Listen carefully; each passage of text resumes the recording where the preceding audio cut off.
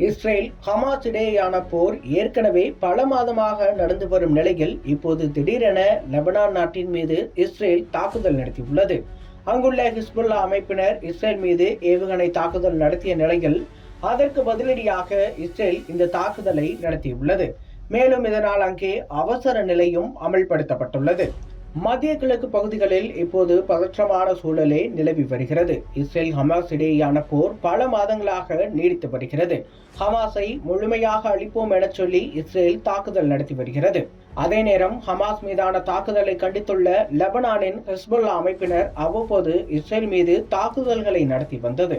இதற்கிடையே இப்போது அங்கே மோதல் அடுத்த கட்டத்திற்கு சென்றுள்ளது.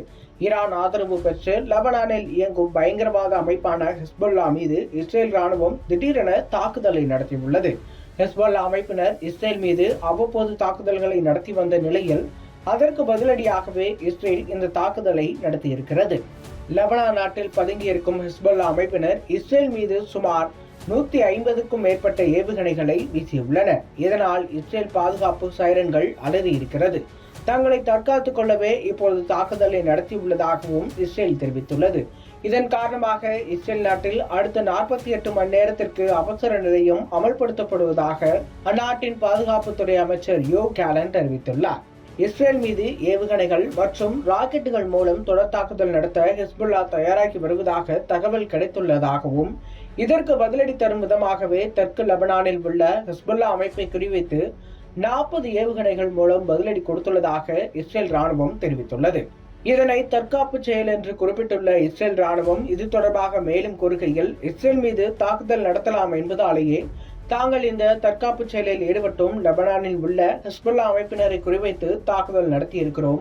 எங்கிருந்து அவர்கள் இஸ்ரேலை தாக்க திட்டமிட்டிருந்தார்களோ அந்த இலக்குகளை மட்டுமே தாக்கியுள்ளோம் என்று தெரிவித்துள்ளனர். இந்த தாக்குதல் காரணமாக தெற்கு லெபனானின் பகுதிகளில் வசிப்பவர்கள் உடனடியாக அங்கிருந்து கிளம்பும்படி கேட்டுக் கொள்ளப்பட்டுள்ளனர்.